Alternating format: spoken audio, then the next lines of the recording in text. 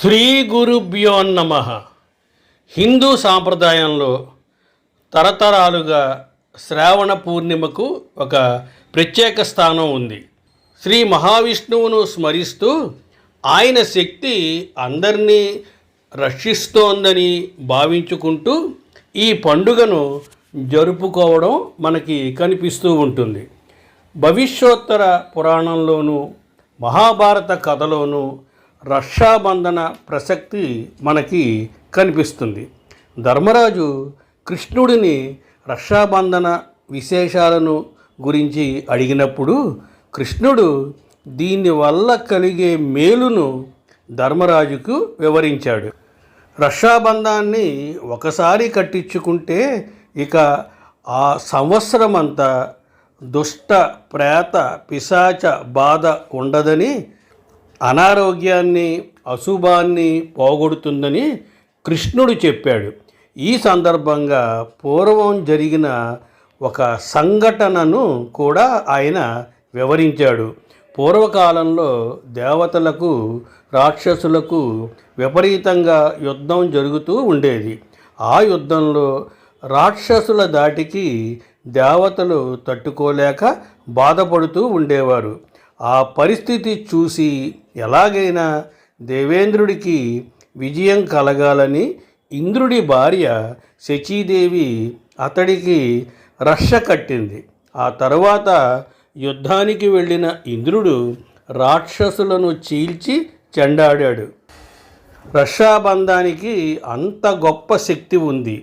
ఈ రక్షాబంధనం సందర్భంలో చదివే శ్లోకం యానబద్ధో బలీరాజా దానవేంద్రో మహాబలః తేనత్వమభిబధ్నామి రష్యే మాచల మాచల.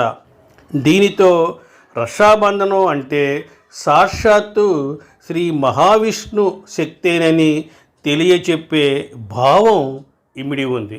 దేవేంద్రుడు శచీదేవి వృత్తాంతం ఇలా ప్రాచీనంగా ఉన్న కథలో కనిపిస్తుంటే చరిత్ర గతిలో మొఘలాయి చక్రవర్తుల ఏలుబడిలో ఈ రక్షాబంధనానికి మరికొంత కొత్త విశిష్టత సమకూరింది. రాఖీ కట్టే ఆచారం తమ స్త్రీల రక్షణ కోసం రాజపుత్రులు చేసిన ఏర్పాటని పండితులు పేర్కొంటున్నారు. చిత్తూరు మహారాణి కర్ణావతి గుజరాత్ నవాబైన బహదూర్ షా తమ కోటను ముట్టడించబోతున్నప్పుడు తనను రక్షించమని ఢిల్లీ చక్రవర్తిగా ఉన్న హుమయూన్కు రక్షాబంధాన్ని పంపి ప్రార్థించిందట. ఆ రక్షాబంధాన్ని స్వీకరించిన హుమయూన్ ఆ రాణిని తన సోదరిగా భావించి బహదూర్ షాను తరిమివేశాడని, ఆనాటి నుండి సోదరీ సోదర బంధానికి గుర్తుగా ఈ రక్షాబంధనం ప్రచారంలోకి వచ్చిందని పండితులు పేర్కొంటున్నారు. మహారాష్ట్ర, కర్ణాటక రాష్ట్రాలలో శ్రావణ పూర్ణిమను నార్ని పూర్ణిమ అని కూడా అంటారు. ఆ రోజున ప్రజలు సముద్రపు ఒడ్డుకు వెళ్ళి పూజలు చేసి నారీకేళాలను అంటే కొబ్బరికాయలను కొడతారు. అందుకే ఇది నారీకేళ పూర్ణిమగా, నార్ల పూర్ణిమగా వ్యవహారంలోకి వచ్చింది. పాల్కురికి సోమనాథ కవి తన పండితారాజ్య చరిత్రలో ఈ పండుగను నూలి పున్నమి అని వర్ణించాడు. నూల్ అంటే యజ్ఞోపవీతం అని అర్థం.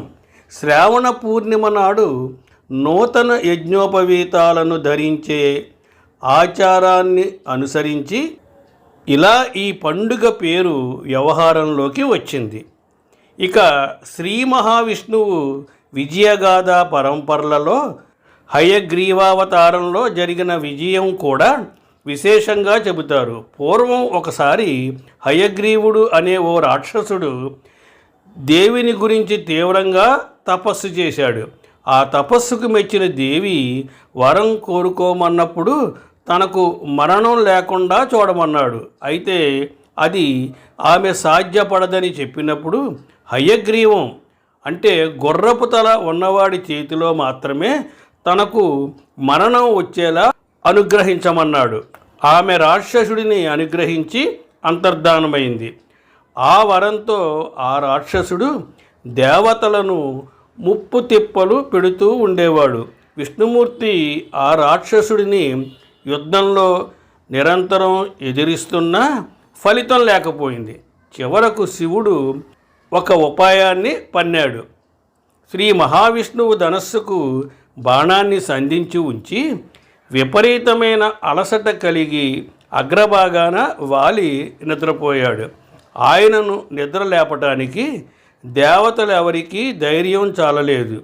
అయితే ఆ దేవతలంతా ఓ ఆలోచనకు వచ్చి వమ్రి అనే ఒక కీటకాన్ని పంపి ధనస్సుకున్న అల్లెతాడును కొరకమని చెప్పారు. అలా చేస్తే తాడు వదిలై విల్లు కదిలి విష్ణువుకి మెలకువ వస్తుందన్నది వారి ఆలోచన.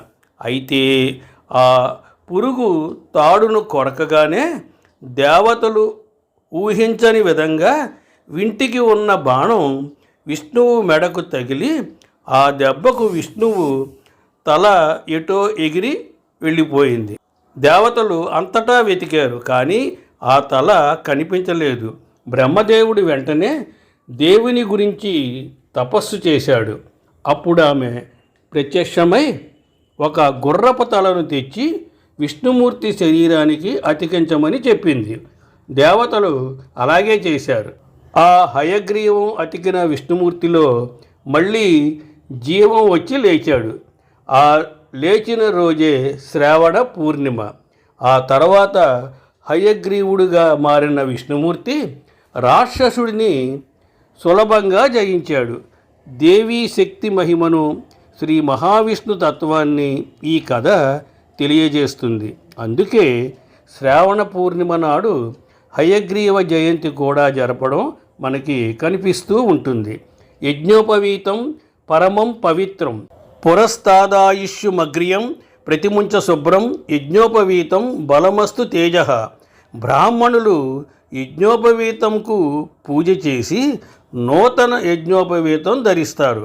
ఇలా శ్రావణ పూర్ణిమను ఎన్నెన్నో రకాలుగా పండుగగా ఉత్సవంగా జరుపుకోవడం తరతరాలుగా వస్తోంది. స్వస్తి శుభమస్తు.